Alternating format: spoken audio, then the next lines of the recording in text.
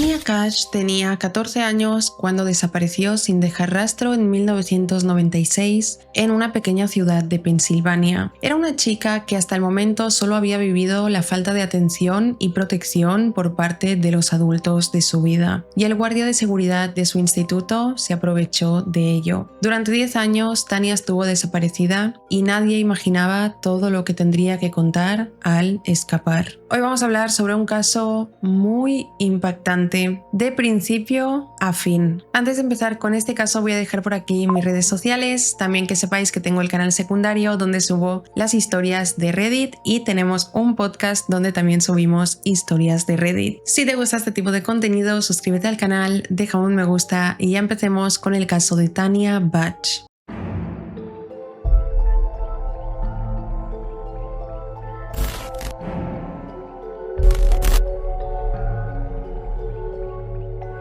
Tanya Nicole Batch nació el 14 de octubre de 1981. Sus padres eran Jerry y Sherry Cash, quienes eran novios desde la secundaria. Vivían en una pequeña comunidad rural de un lugar que probablemente voy a pronunciar mal, Monongahela, en Pensilvania. Jerry era carnicero y Sherry trabajaba en un McDonald's. En ese momento en Monongahela vivían unas 10.000 personas, así que era un lugar bastante pequeño y lejos de la ciudad. Solían ir al carnaval de allí y cuando Tanya tenía solo 4 años, un extraño intentó atraerla a su camioneta diciéndole que quería enseñarle unos gatitos que tenía allí. Pero por suerte Jerry se dio cuenta y evitó que su hija fuera secuestrada. Tanya pasó los primeros 12 años de su vida viviendo allí. Pasaba el tiempo con sus amigos de toda la vida, solía ir de vacaciones con sus padres a Florida, fueron 3 veces a Disneyland, por lo que todo parecía ir bastante bien desde su infancia. Sin embargo, a medida que pasaban los años, el matrimonio de sus padres pasaba cada vez por más dificultades. Sherry y Jerry a menudo discutían, pasaban periodos largos de tiempo sin hablarse y había bastante tensión en su relación. Cuando Tanya comenzó la secundaria, estudiaba en una escuela religiosa, formaba parte de las Girl Scouts y asistía a la iglesia. También era bastante involucrada en sus estudios. En la escuela religiosa, Tanya hizo un contrato con Dios sobre permanecer virgen hasta el matrimonio. Pero a medida que crecía, que se adentraba más en la adolescencia, comenzaba a tener crashes con los chicos del vecindario, los chicos del instituto, lo normal de esa época. Ricky era el mejor amigo de Tanya y pasaban mucho tiempo juntos yendo en bicicleta por el vecindario. A menudo iban a alimentar a patos y pasaban las tardes así. Pasaban tanto tiempo juntos que Tanya se enamoró de Ricky. Un día reunió el coraje para confesárselo y Ricky le dijo que era su mejor amiga y que no quería que arruinaran su amistad, pero que era muy guapa y que podría tener a cualquier chico que quisiera. Tanya no tardó en darse cuenta de que recibía bastante atención por parte de los chicos de su edad,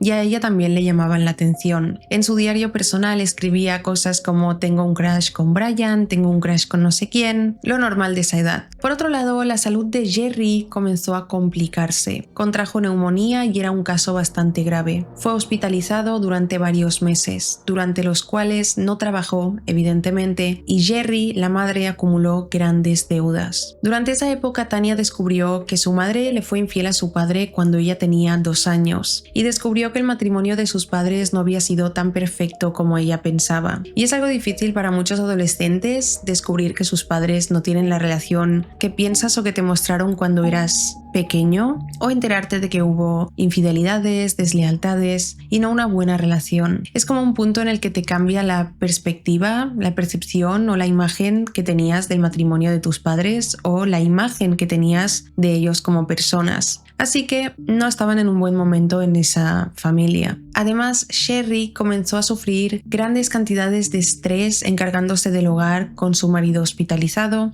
y su salud mental comenzó a deteriorarse. Comenzó a pensar primero que alguien le robaba la ropa en la lavandería, luego comenzó a reír sin motivo, comenzó a hablar con la nada y un día le prendió fuego a la mesa de la cocina de su casa. Evidentemente, Sherry estaba pasando por un problema de salud mental, una enfermedad, un episodio psicótico quizá, y no mucho después comenzó a prostituirse. Tania se dio cuenta y en una ocasión un hombre, cliente de Sherry, llamó a la casa. Ella cogió el teléfono y le dijo al hombre que dejara en paz a su madre, y él respondió: pequeña puta. Cuando Sherry se enteró de que su hija le había dicho eso a su cliente, la atacó con unas tijeras. Por suerte no le hizo daño, probablemente solo la amenazó y no tenía ninguna intención de atacarla con ellas, pero la vida de Tania comenzó a ser esta, un entorno muy caótico en su casa. Jerry estaba hospitalizado y al tanto de lo que estaba pasando en su casa, y sabía que su familia no podía continuar viviendo en esas circunstancias. Así que solo salir del hospital se divorció de Sherry, quien fue hospitalizada en un centro psiquiátrico durante un tiempo. Todo esto evidentemente fueron situaciones muy traumáticas para Tania y provocaron un cambio grande en ella. Comenzó a fumar y a rebelarse mucho contra su padre, con quien a partir de ahí vivió. Jerry conoció a una mujer llamada Joan a través de un servicio de citas de un periódico. Un año después, en 1995,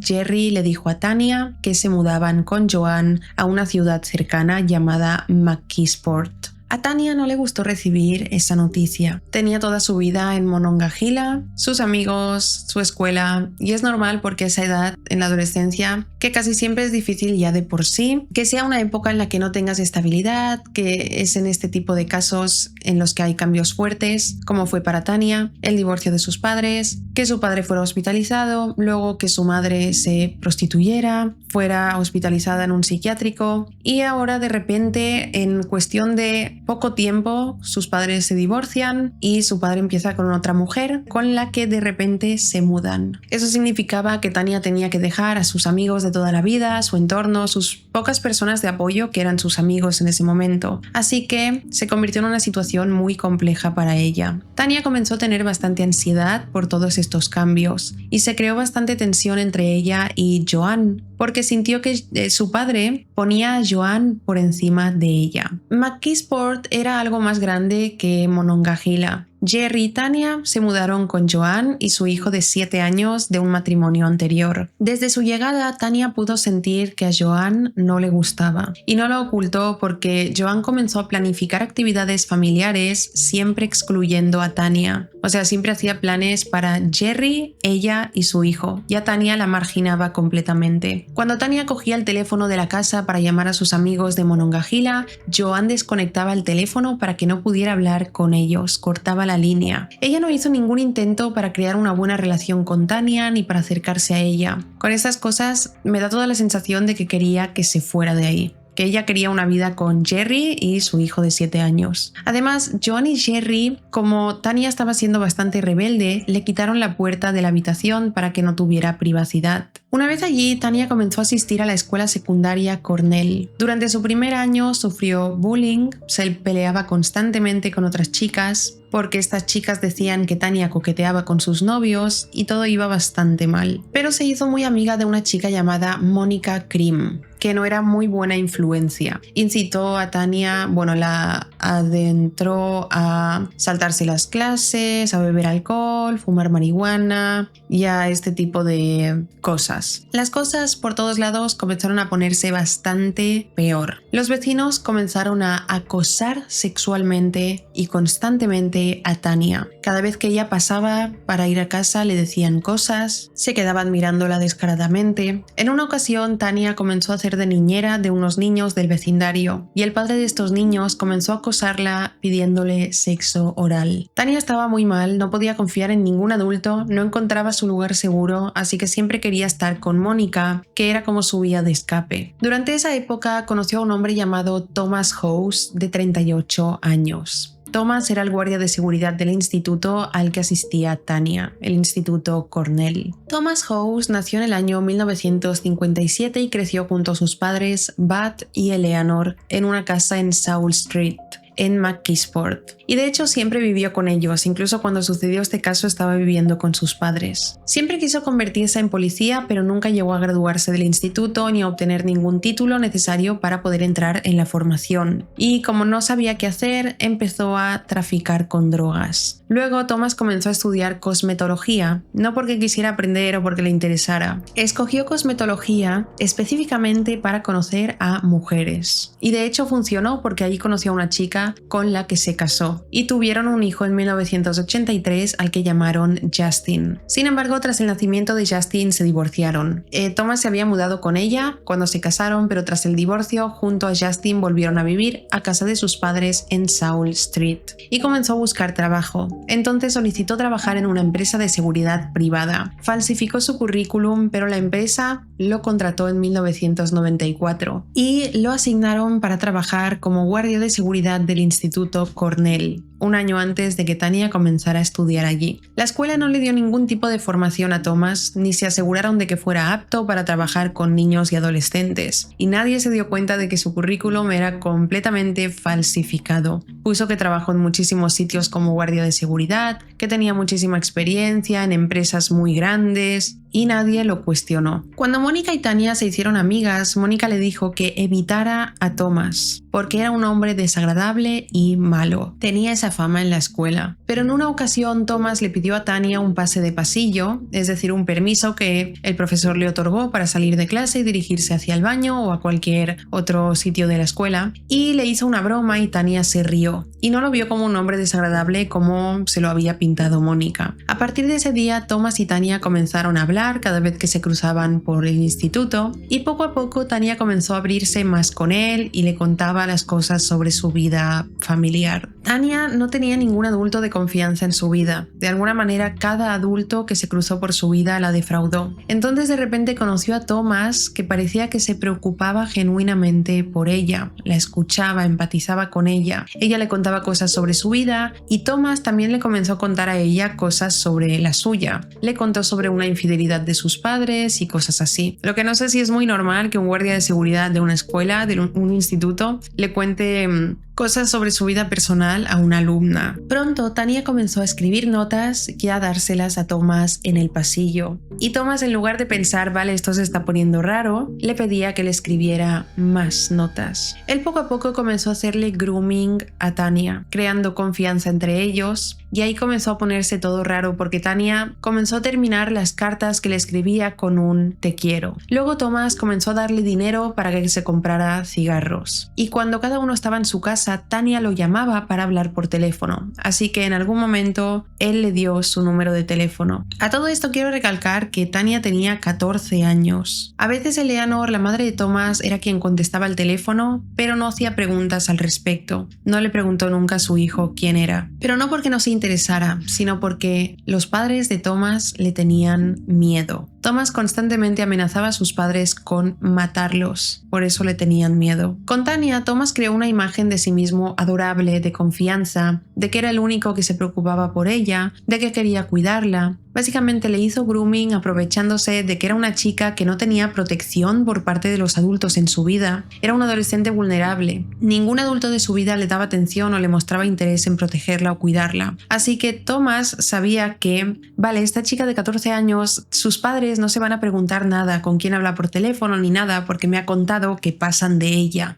No tiene una figura adulta que esté vigilando qué pasa en su vida. Sin embargo, aunque él pintara esta forma de ser con ella, a sus espaldas se jactaba ante dos compañeros de trabajo de estar hablando con ella, y no solo eso, sino que les hablaba mal de Tanya, la criticaba con ellos. Un día Tanya se peleó con otra chica de la escuela. Thomas fue a separarlas como guardia de seguridad y luego se llevó a Tanya a un lugar privado donde notó que su dedo sangraba y decidió besarle el dedo. Luego la abrazó y en este punto Tanya comenzaba a sentirse sentirse muy protegida por Thomas. Tanya no lo sabía, pensaba que todo era genuino. Ella no sabía que cuando comenzó a contarle a Thomas cosas sobre su vida privada, él pensó, genial, el blanco perfecto. Sus padres no le prestan atención, no tiene hermanos que la vigilen, anhela atención, anhela que un adulto se preocupe por ella, así que yo voy a ser esa persona. Pero no tenía buenas intenciones. El día 2 de enero de 1996, Thomas pilló a Mónica y a Tanya saltándose las clases y escondiéndose debajo de unas escaleras fumando. Thomas le dijo a Mónica que se fuera a su clase, pero a Tanya no. Ella se quedó sentada en las escaleras y él se sentó junto a ella. Y entonces ahí la besó por primera vez. A partir de ahí quedaban de vez en cuando debajo de las escaleras para besarse. Tanya continuó contándole sus problemas que tenía en casa y se quejaba mucho. Y Thomas en ese punto ya no intentaba animarla o le contaba a él también sus problemas, sino que comenzó a animarla a escaparse de su casa. De hecho, le dio instrucciones sobre las rutas de autobuses para salir de McKeesport e incluso le dio dinero para billetes de autobús. Y Tanya lo hizo. Cogió un autobús y huyó a casa de su madre. Pero la madre de Tanya estaba obligada por un tribunal a devolver a Tanya a casa de su padre. No podía vivir con ella. Tanya continuó haciendo lo mismo una y otra vez, aunque cuando llegara a casa de su madre la mandaran para casa de su padre. En una de estas conoció a Craig, el nuevo novio de su madre, a quien describió como un completo imbécil. Después de cada huida, Jerry llamaba a la policía para denunciar la desaparición de su hija, pero sucedía tan a menudo que la policía dejó de hacerle caso. Lo que es un completo desastre realmente, porque, claro, la policía constantemente recibía llamadas de Jerry, mi hija Tanya ha desaparecido, y luego volvía, mi hija Tanya ya ha vuelto, así que siempre era que había huido por voluntad propia. Así que luego no se lo tomaban en serio y ese es un error porque que una persona siempre se escape de su casa no significa que un día puedan secuestrarla o pueda desaparecer, así que siento que es algo a lo que siempre hay que dedicar recursos, tratándose aún más por una menor de edad que era Tanya, con 14 años. Tanya se reunió con Thomas y le dijo que la huida no funcionaría porque siempre que llegaba a casa de su madre la mandaban a casa de su padre de nuevo. Así que él le dijo que tenía una solución, una mejor manera de hacerlo. Le dijo, puedes quedarte conmigo en mi casa durante un tiempo. Y ella aceptó. El 28 de enero de 1996, Thomas la llevó a su casa, más bien a casa de sus padres. Le ordenó que se quedara encerrada en la habitación de su hijo Justin, ya que sus padres no podían saber que ella estaba ahí. Tanya conocía a Justin porque también era estudiante del Cornell y iba 2 cursos por debajo de ella, así que se habían conocido en el instituto. Thomas le dijo a su hijo, mantén la boca cerrada, para que tampoco le dijera a él a nadie que Tanya estaba en su casa. Tanya había imaginado la casa de Thomas como cálida, acogedora, pero era una casa bastante espeluznante, vieja y descuidada. Él le dijo que no saliera de la habitación de Justin ni siquiera para usar el baño, que al día siguiente se irían a otro lugar. Tanya durmió esa noche en la cama de Justin y Justin durmió al suelo. Al día siguiente, él se fue a la escuela y Thomas al trabajo. Tanya se encerró en el armario de la habitación y se quedó quieta para intentar hacer el menor ruido posible. Escuchó a los padres de Thomas subir y bajar, moverse por la casa. No fue al baño en 24 horas, lo que es extremadamente perturbador. Pero Thomas le dijo que no podía ir al baño y ella pensaba que tenía que permanecer escondida porque si los padres se enteraban todo se acabaría y tendría que volver con su padre y Joan. Los vecinos de Thomas se llamaban Judy y Bob. Se acababan de divorciar. Bob fue sentenciado a libertad condicional en los 90s por violar a una menor. Y Thomas y Judy continuaron siendo amigos y vecinos. Durante esos días, él le contó a Judy su situación con Tanya. Judy fue a hablar con Tanya y le dijo, tu relación con Thomas es inapropiada. Él tiene 38 años y tú solo tienes 14. Cariño, no está bien, ni que vivas aquí ni que vivas en casa de tu padre. Vete una vez más a casa de tu madre. Entonces, a escondidas, Judy llevó a Tanya a una tienda de conveniencia. Tanya llamó a su tío Greg y le pidió que la llevara a casa de su madre. Y las cosas a partir de ahí se pondrían mucho más turbias. Greg, el tío de Tanya, fue a buscarla y de camino, llevándola a casa de su madre en el coche, intentó violarla. Ella pudo deshacerse de él y se bajó del coche. Fue a otra tienda de conveniencia desde donde llamó a su madre, pero su madre le dijo, regresa a casa de tu padre inmediatamente. Tanya regresó a casa de su padre y les contó a él y a Joan que su tío Greg la había intentado violar.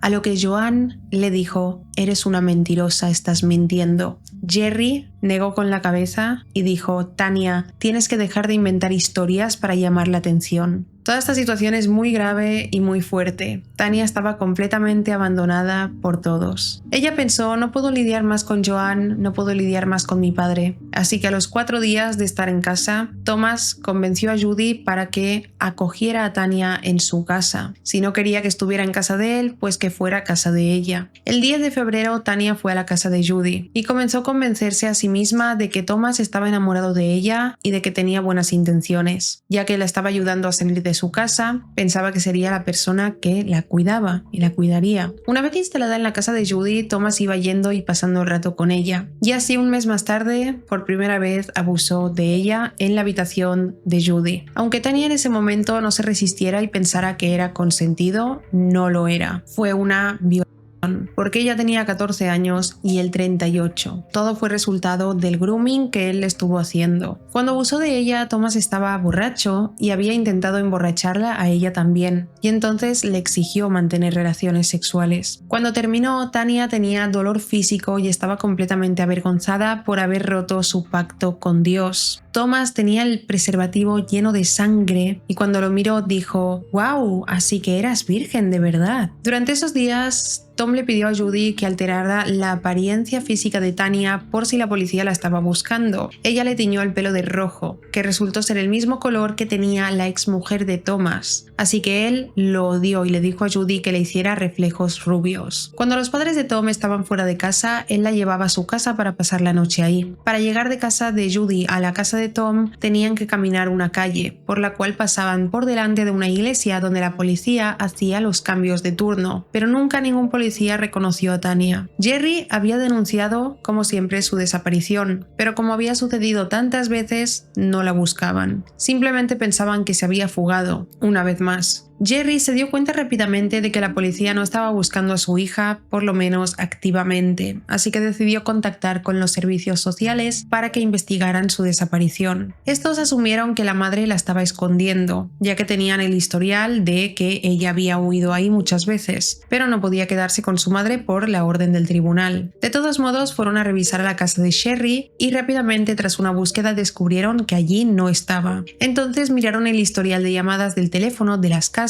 y vieron que Tania había llamado a Thomas y a Judy desde la casa de la madre, desde la casa del padre, y decidieron llamar a Judy, pero a Thomas sorprendentemente no lo llamaron. Judy les dijo que no sabía nada de Tania. No se entiende por qué no llamaron a Thomas, porque ¿por qué no se preguntaron por qué esta chica y el guardia de seguridad de su instituto se están llamando? Tras la llamada de los investigadores a la casa de Judy, Judy llamó a Thomas y le dijo que no podía esconder más a Tania en su casa, que podía meterse en problemas muy graves. Judy y Tania se habían vuelto bastante cercanas, pero Judy no quería seguir siendo parte de esta situación que podía escalar. Thomas volvió a llevársela a casa de sus padres, y a partir de ahí, desde el año 1996 hasta el año 2000, desde sus 14 a sus 18 años, Tania nunca, jamás, ni siquiera 5 minutos, salió de esa casa. No solo no salió de esa casa, sino que dentro de esa casa tuvo que convertirse en un fantasma para que los padres de Thomas no descubrieran que estaba allí. Tania tenía que quedarse todo el día en la habitación de Justin encerrada. Solo salía cuando Thomas quería abusar de ella.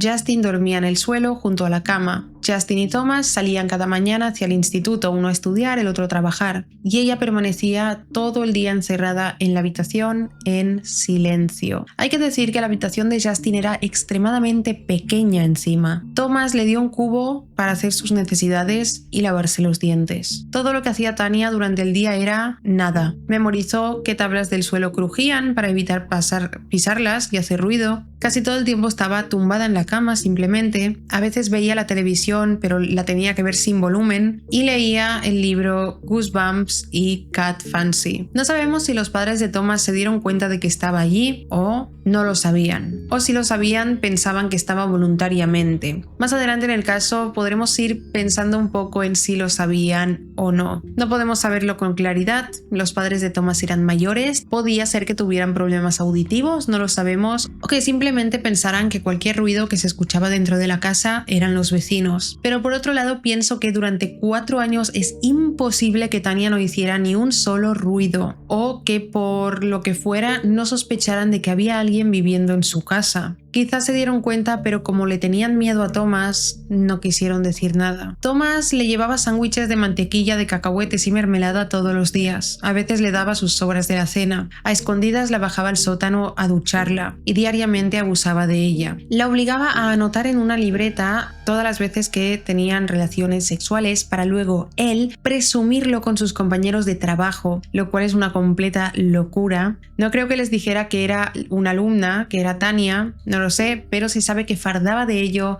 con sus compañeros de trabajo de la escuela. No se sabe si sabían qué alumna era, menor de edad, cautiva en su casa, pero si lo sabían no entiendo cómo no fueron a las autoridades, porque aunque no les dijera que era Tanya, ellos podían haber atado cabos. Había una alumna desaparecida, que antes de desaparecer pasaba mucho tiempo con Thomas. Thomas le decía a Tanya que le había salvado la vida y ella se lo creía. Se creía que él la había salvado, que con él estaba mucho mejor que con sus padres y Joan, y permitía ser abusada porque pensaba que era lo que tenía que hacer por amor a Tom. Durante su primer año viviendo allí, Tanya desarrolló anorexia. Luego desarrolló psoriasis, que al no ser tratada, se le quedaron cicatrices permanentes. Constantemente tenía dolor de cabeza, de pecho, de muelas. No iba al médico, no iba al dentista, no estaba recibiendo ningún tipo de cuidado. Tom siempre le decía ante cualquier problema que él se ocuparía, pero no lo hacía. El primer año también Tanya contrajo piojos. Y Thomas, cuando ella le dijo: Thomas, tengo piojos, él le respondió: si a Justin o a mí nos has pegado los piojos, estás muerta y tiraré tu cuerpo al río. Es completamente perturbador el hecho de que Tanya no salía de casa, así que los piojos no los podía haber cogido en la calle. Se los tenían que haber pasado o él o Justin, así que Thomas estaba completamente loco. Esto aterrorizó a Tanya. Thomas poco a poco empezaba a mostrar su verdadero ser. Tanya escribió en un papel su nombre, el nombre de sus padres y de dónde era, por si Thomas la mataba, que alguien encontrara esa nota. En octubre de 1996, Tanya decidió que quería irse. Recogió sus cosas y le dijo a Thomas que se iba. Él le dijo: si intentas dejarme, te mataré. Thomas amenazaba de muerte a todo el mundo, a sus padres, a Tanya, y de hecho él tenía la custodia de Justin porque le dijo a su exmujer: te mataré si intentas luchar por la custodia. Luego comenzó a lavarle el cerebro a Tanya, convenciéndola de que sus padres no la buscaban, que no la querían, que nunca la buscarían. Le dijo: estás desaparecida y ni siquiera tus padres te buscan, no tienes a nadie. Se sabe que Jerry, el padre, salía a menudo a dar vueltas en coche para buscar a Tanya. Pensaba que había la posibilidad de que estuviera en la calle, así que solía salir a buscarla. Poco después, Tanya contrajo conjuntivitis y Tom solo le dio una crema para tratársela. Le empeoró y no pudo abrir los ojos durante semanas, hasta que se le curó sola.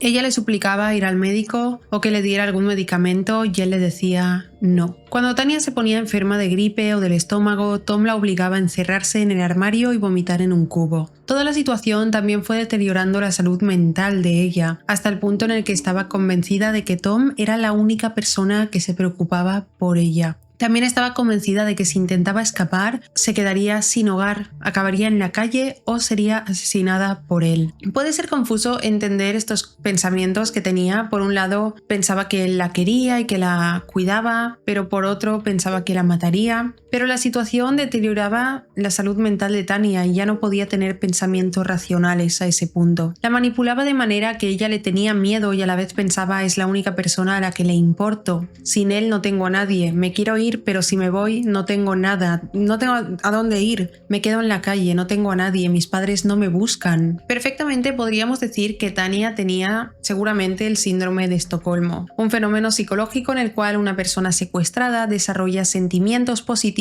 como empatía o lealtad hacia su captor, en lugar de experimentar miedo o aversión. Durante su cautiverio, Tanya se hizo cercana a Justin. Ella estaba a gusto con él, pero él con ella también, pero no tanto, porque Justin le tenía celos por la atención que le daba su padre y le disgustaba esto, es evidente. tener que dormir en el suelo en su propio dormitorio. Sin embargo, disfrutaba de la compañía de alguna manera de Tanya, tenían casi la misma edad. Cuando estaban juntos en el dormitorio, pasaban el rato jugando a la PlayStation o miraban la tele, y Thomas describió a Tanya y a Justin como hermano y hermana, lo que es muy inquietante y perturbador. A medida que pasaban los años, todo continuaba igual. Justin nunca dijo ni una palabra, nunca le contó a nadie que Tanya estaba cautiva en su dormitorio. Y Justin presenció los abusos de su padre hacia ella. Por otro lado, Justin odiaba a su madre. Una vez Tanya escuchó cómo Justin hablaba con su padre, con Thomas, sobre haberse encontrado a su madre en la calle. Dijo: «Esa zorra se me acercó para hablar conmigo y le dije que te jodan, perra», y se fue. Thomas ante esto se rió y dijo: «Ese es mi chico». Cuando Justin entró en la adolescencia, comenzó a actuar como su padre. Intentaba forzar a Tanya para que lo acariciara. Le pedía mantener relaciones sexuales. Evidentemente, Justin había aprendido todo de su padre. Tanya le decía que la dejara en paz o le contaría a Thomas cualquier cosa que le hiciera, y Justin por eso no se atrevió a más. Durante su segundo año de cautiverio, Tanya desarrolló TOC. Los únicos momentos en los que salía de la habitación eran cuando Thomas le exigía mantener relaciones, las duchas en el sótano a medianoche, y el tercer jueves de cada mes, Bud y Eleanor se iban a unas reuniones, y era solo en ese momento en el que Tanya podía vagar por la casa libremente y darse un baño. Cuando cumplió 16 años, todo lo que quería Tanya para su cumple era poder darse un baño caliente, pero Thomas le regaló una tableta de chocolate. De 1996 al año 2000, Tanya pasó las 4 navidades encerrada en el armario escuchando cómo la familia celebraba la festividad. Se sintió tan sola que comenzó a orar por salvación. 5 años tras la desaparición de Tanya, Sherry, su madre, llamó a casa de Thomas porque se enteró de que Tanya había hecho esas llamadas a su casa. Él le dijo que no sabía nada sobre ella, y cuando colgó, Tanya se emocionó mucho y le dijo que estaba muy feliz de saber que su madre la estaba buscando. Pero Thomas le dijo: «La única razón por la que ha llamado es porque está enfadada por el costo de la llamada telefónica que hiciste desde su casa». Thomas quería mantener el poder y control porque veía que Tanya permanecía con él sin intentar huir o alertar a sus padres, porque pensaba que era su única opción. Pero en cuanto supiera que sus padres la querían, la buscaban y les importaba, querría irse con ellos. Sherry fue a la policía a hablar sobre Thomas. Les dijo que le parecía un hombre sospechoso, que era el guardia de seguridad del instituto y que ella lo había llamado desde su casa. Y la policía le dijo: «Sí, muy bien», y no hicieron nada. Un día alguien llamó a la casa de Thomas y le dijo a Eleanor lo siguiente: «Una chica está escondida en tu casa, vamos a llamar a la policía». Fue una llamada anónima. Por la noche llegó la policía. La madre de Tom no estaba en casa, así que él mismo salió y se encontró con un oficial en el porche. Pero antes de abrir la puerta, bajó a Tanya al sótano y le dijo que se metiera en una caja de cartón si entraban en casa. El oficial le dijo a Thomas que había recibido un aviso y le preguntó si podían registrar la casa. Él dijo que no había ningún problema, que registraran, pero que le preocupaba que pudieran despertar a sus padres, quienes eran personas mayores. Los oficiales dijeron: «¡Ay! No queremos molestar a tus padres ancianos. Recibimos un aviso de que aquí hay una chica cautiva, pero no vamos a entrar. Disculpa las molestias». Esto es lo más ridículo que he escuchado en un caso. Lo más ridículo. Es extremadamente negligente por parte de esos oficiales. Después de esto, Tanya le preguntó a Thomas de nuevo si sus padres la buscaban, y él respondió: «No, es una vieja del barrio que se está portando como una zorra de New Brunswick». No tengo ni idea de qué significa esto. Supongo que le quiso dar a entender que una persona del barrio entrometida hizo esta llamada a la policía y no sus padres. Desde que la policía se presentó en su casa, el abuso psicológico empeoró. Comenzó a decirle: «Solo eres una cara bonita, nunca lograrás nada por tu cuenta, fuiste puesta en esta tierra para cuidarme y yo para cuidarte a ti, te he entrenado para el sexo, eres de mi propiedad». Un poco más adelante, Jerry y Joan compraron una nueva casa en Elizabeth, Pensilvania, y en el periódico publicaron la venta de su casa anterior. Thomas se lo enseñó a Tanya y le dijo: «Oye, mira, ¿lo ves? Tu padre y Joan han seguido adelante». Tanya se quedó devastada, empezó a sentir que sus padres habían seguido adelante con sus vidas, que no la buscaban. Tanya le dijo a Jerry que debía irse y él le dijo: «Yo te he salvado la vida y ahora, si te vas a arruinar tú la mía». Y cambió la estrategia. En lugar de continuar amenazándola de muerte, Comenzó a amenazarla con que él se quitaría la vida. Si me dejas, me quitaré la vida, no puedo vivir sin ti, le decía constantemente. Luego, Thomas comenzó a hablarle a Tanya sobre dos chicas que habían sido secuestradas y asesinadas en los últimos años mientras ella estaba en cautiverio. Ambas eran estudiantes del Cornell. La primera chica era Anna Marie Callahan, de 14 años. Fue encontrada muerta en las orillas de un río en 1995. Tenía el cabello rubio y de hecho se parecía mucho a Tanya. Luego, en junio de 1998, Kimberly Cream, de 14 años, desapareció. Kimberly era la hermana menor de Monica Cream, la amiga de Tanya. También era rubia, fue al Cornell y desapareció a la misma edad que Anna. Cuando Thomas secuestró a Tanya, fue cuando el cuerpo de Kimberly Cream fue encontrado descompuesto en un cementerio muy cercano a la casa de Thomas. Cuando le dijeron a Thomas que Kimberly había aparecido muerta, él no se sorprendió. De hecho, dijo, sabía lo que venía. Se sabía que Thomas le había hablado tanto a Tanya como a sus compañeros de trabajo sobre cuánto odiaba a Kimberly y a Monica Cream. Además, en una ocasión, Thomas estaba borracho y dijo que Kimberly estaba muerta en el cementerio, aunque todavía no se había encontrado. No se pudo determinar ni la forma ni momento de la muerte de Kimberly Cream debido al estado en el que se encontró su cuerpo. Tom declaró más tarde que conocía esa información porque un policía se la contó y que no tenía nada que ver con las muertes de ninguna de las chicas. Sin embargo, muchos años después, un recluso afirmó que Tom confesó ambos asesinatos. Tanya declaró más tarde que nunca había visto a Tom con ropa ensangrentada o sucia, pero eso no prueba nada. Fácilmente, él podría haberse cambiado de ropa o duchado, y de nuevo, Tanya estuvo encerrada en la habitación de Justin las 24 horas del día, los 7 días de la semana. Si él hubiera entrado en casa con ropa ensangrentada, ella de todos modos no lo hubiera visto. Ambos asesinatos, tanto el de Anna como el de Kimberly, nunca se han resuelto. Tanya leyó el periódico donde hablaban sobre la muerte de Kimberly y más abajo vio un artículo donde hablaban sobre que seguían buscando a Tanya Cash. Ella vio que su nombre había sido registrado en la base de datos nacional de niños desaparecidos y cuando lo vio, muy emocionada se la enseñó a Tom, quien una vez más destruyó su emoción diciéndole «Eres solo un número en una base de datos». Ella estaba muy emocionada al pensar que la buscaban y se lo hacía saber a la persona que la tenía secuestrada. Eso ya nos demuestra y nos hace entender lo deteriorada que estaba su salud mental por todo lo vivido. No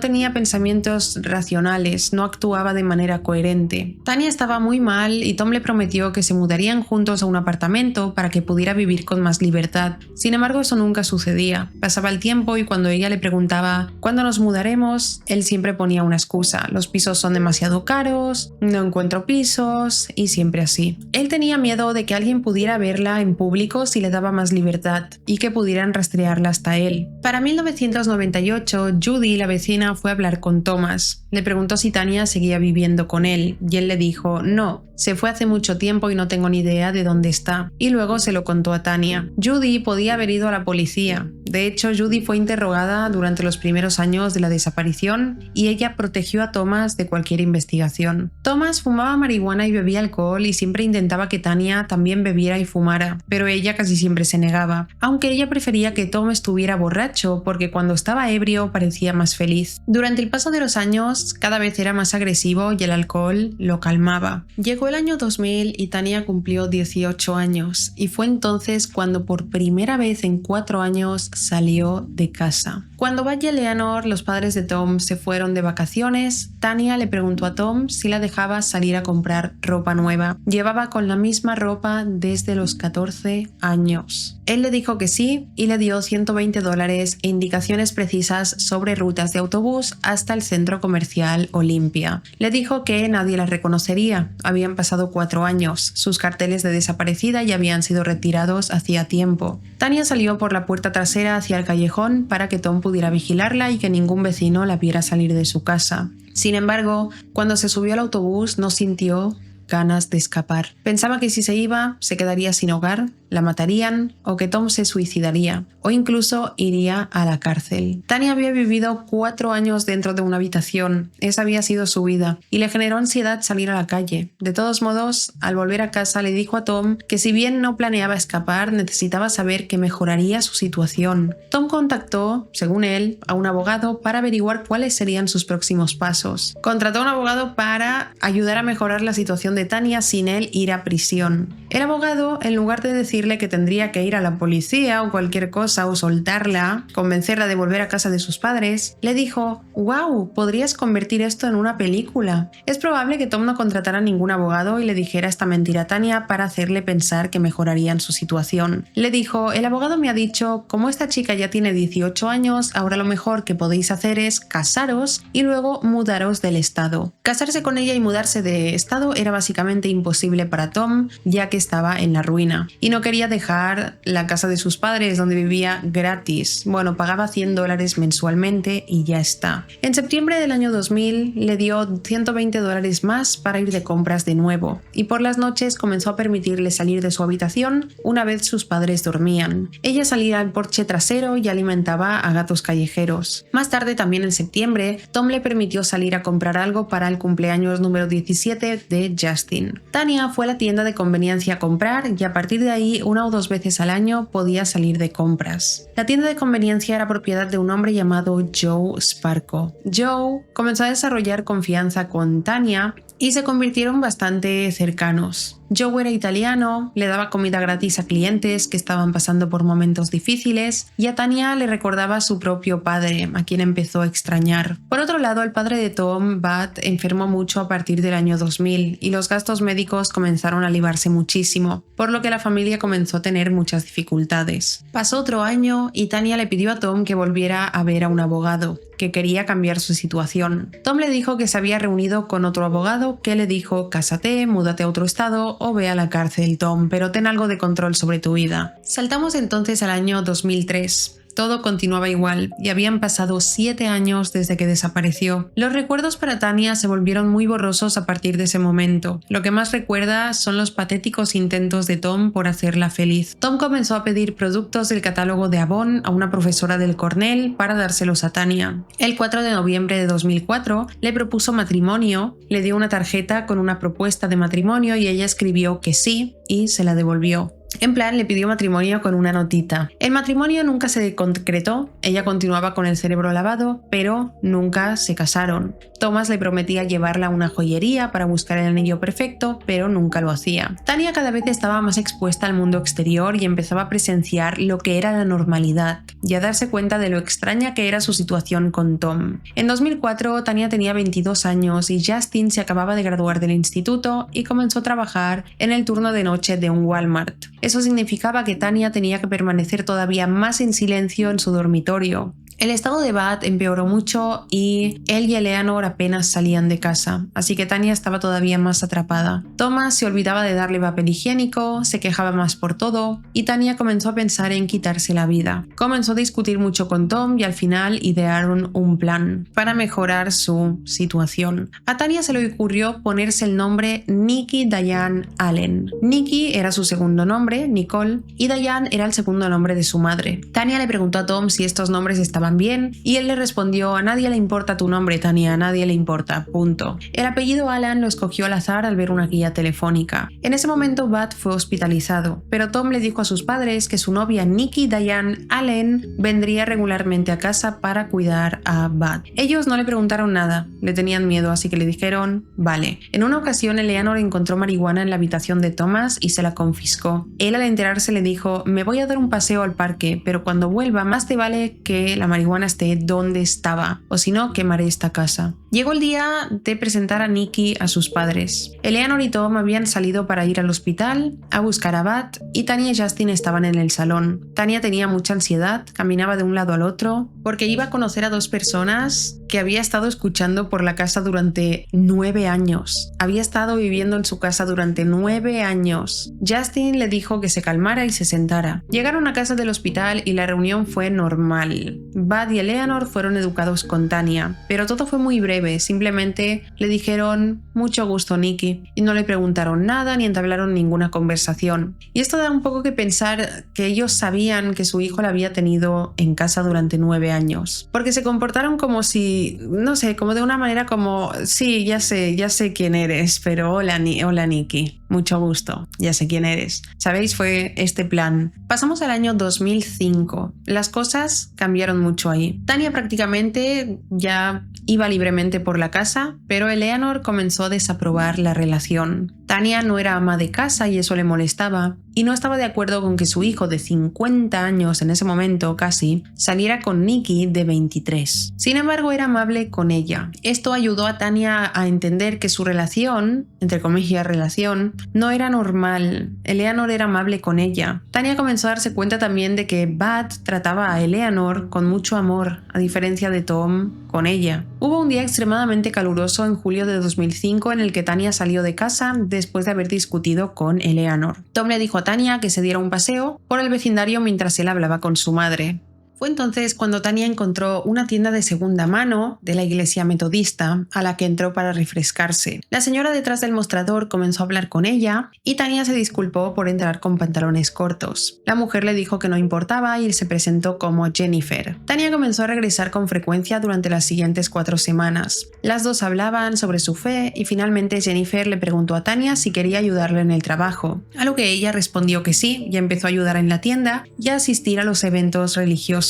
Tom odiaba que Tania fuera a la iglesia metodista en lugar de a una católica, pero no le dijo mucho, temiendo que contara la verdad, porque cada vez era más libre. En la tienda, Tania atendió a Joyce Brown, la secretaria del Cornell, mientras ella había estudiado ahí. Joyce afirmó no reconocer a Tania. Habían pasado muchos años. Tom comenzó a enfadarse con Tania porque comenzaba a tener mala relación con su madre. Tania salió de casa ese día y fue a la tienda de conveniencia de Joe y se le quejó de la discusión. Joe le ofreció un puesto de trabajo en la tienda y ella aceptó, sin embargo, le dijo que no sabía su número de la seguridad social y eso hizo que Joe empezara a sospechar sobre su situación. También se hizo amiga de otra mujer del vecindario con la que empezó a pasar muchos días. Aunque tuviera bastante libertad en ese momento, Tom la seguía controlando estrictamente y la seguía manipulando. A las 3:30 estaba obligada a volver a casa, que era cuando Tom llegaba del trabajo. Pero Tania estaba viviendo relaciones genuinas en el exterior, estaba empezando a ver la realidad, que Thomas era un secuestrador, manipulador. Cuando Tania comenzó a contarle más a Joe sobre su vida, Joe y su mujer se quedaron en shock. Les contó el tipo de relación que tenía con Thomas y le dijeron que nada era normal. Tania lo sabía, pero a la vez continuaba con el cerebro lavado. Cada vez que pensaba en escapar, temía por su vida, por su seguridad. No sabía si alguien la buscaba o si sus padres la aceptarían en su casa. Sin embargo, cada vez estaba más segura de que no quería permanecer ahí y que quería escapar. Decidió pasar una Navidad más con Thomas y su familia. Horneó galletas y las puso en latas decorativas para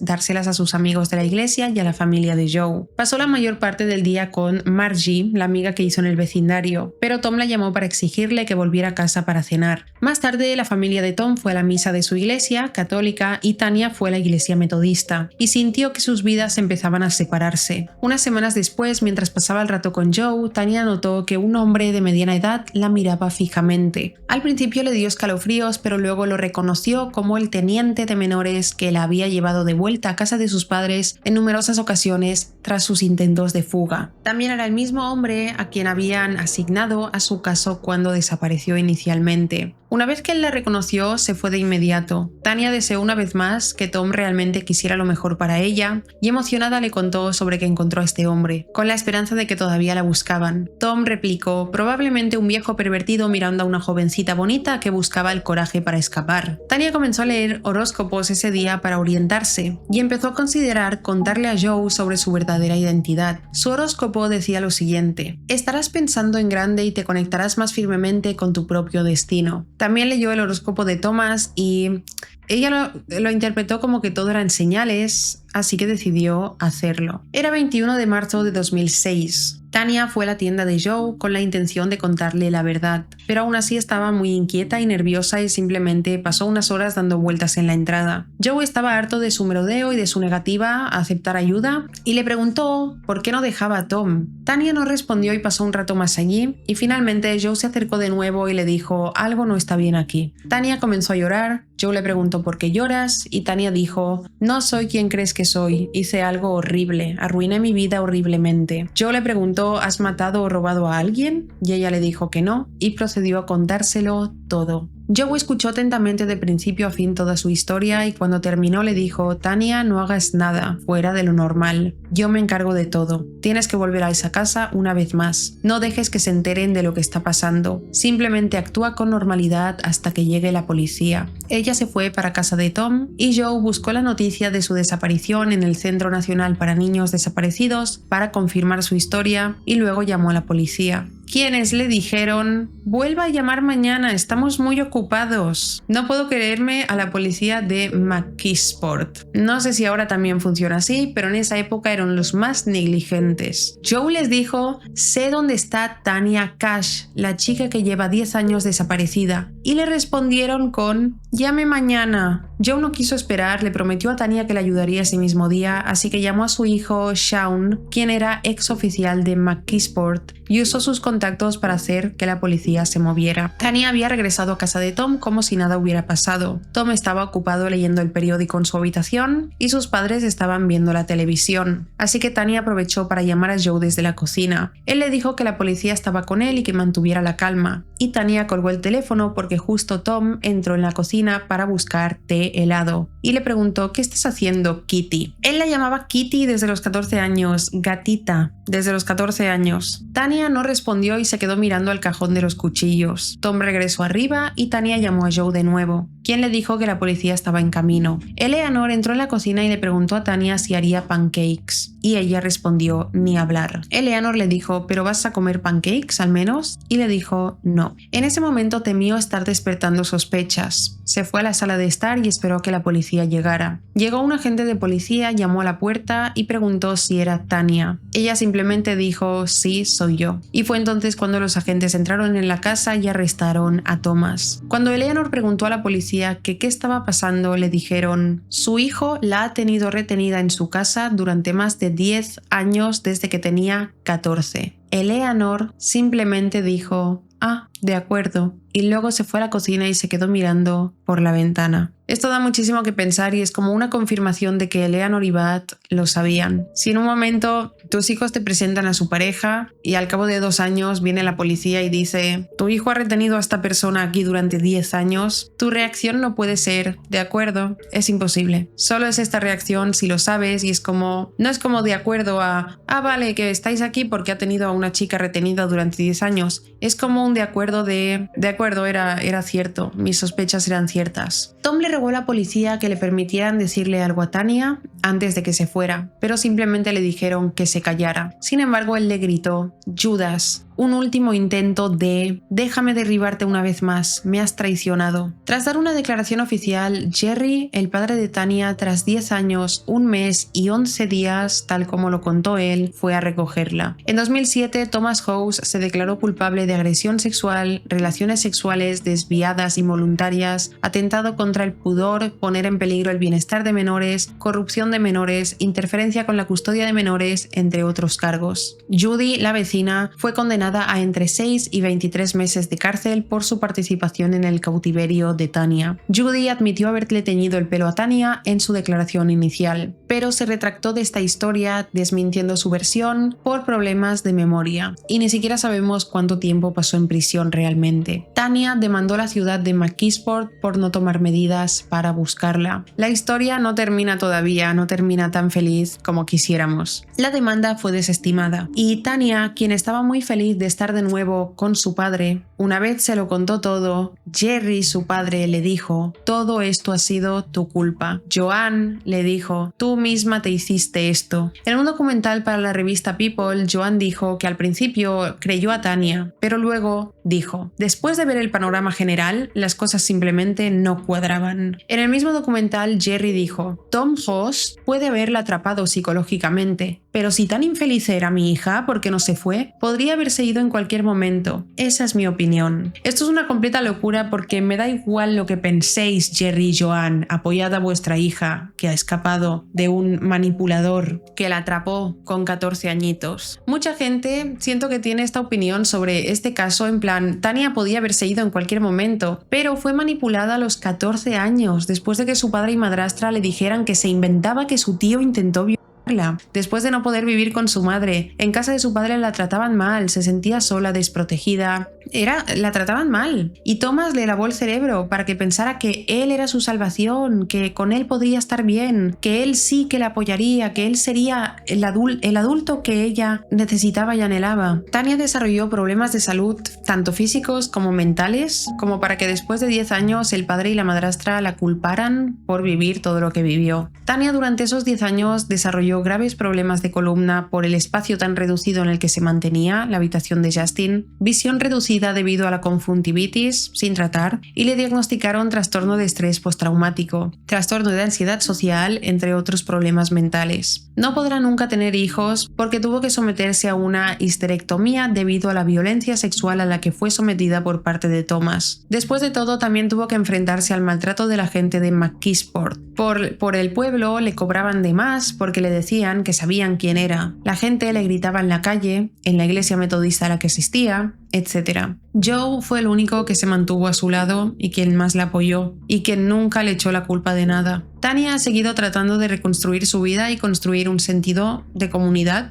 y una familia. En 2008 comenzó una relación con un hombre llamado Carl y los dos se casaron en 2018. Actualmente Tanya se dedica a defender a las personas desaparecidas y explotadas. Publicó un libro en 2017 donde compartió todos los detalles de lo que vivió. Jerry dijo que después de que Tanya publicara su libro, su relación se rompió por completo. Tanya en el libro culpó a Jerry y a Joanne, igual que a todos los demás adultos de su vida, por haber sido padres ausentes realmente. Y en el libro se volvió contra todos. Jerry y Joanne demandaron a Tanya por difamación. Un agente del sheriff se presentó en casa de Tanya Cash con una citación notificándole que su padre y madrastra la estaban demandando. Y según ella, eso le rompió el corazón. Ella dijo: "Si mi padre me hubiera prestado un poco de atención y hubiera sido un padre para mí, esto nunca me habría sucedido. Mi papá empezó a culparme por lo sucedido, diciendo que sabía lo que hacía". Thomas, por otro lado, cumplió 15 años en prisión y en 2022 fue liberado y posteriormente registrado como delincuente sexual. Ahora está libre. Tanya cree que él sigue viviendo en la misma casa de Saul Street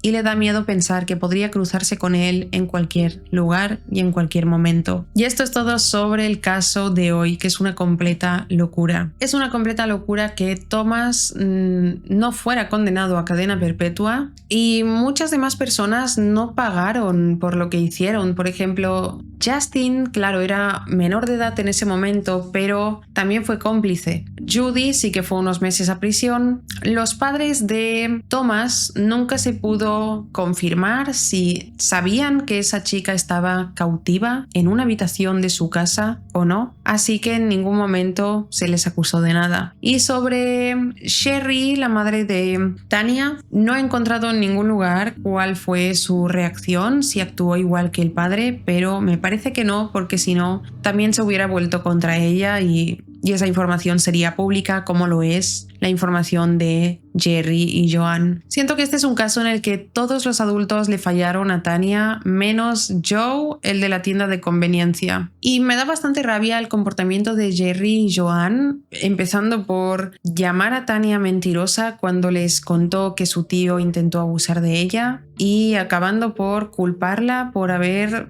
estado cautiva con un hombre que le sacaba 20 años desde sus 14 años. Al final es como, no sé, es como responderles a Jerry y a Joanne: ¿veis por qué no escapaba de ese lugar? Porque mirar lo que me hubierais dicho, ¿no?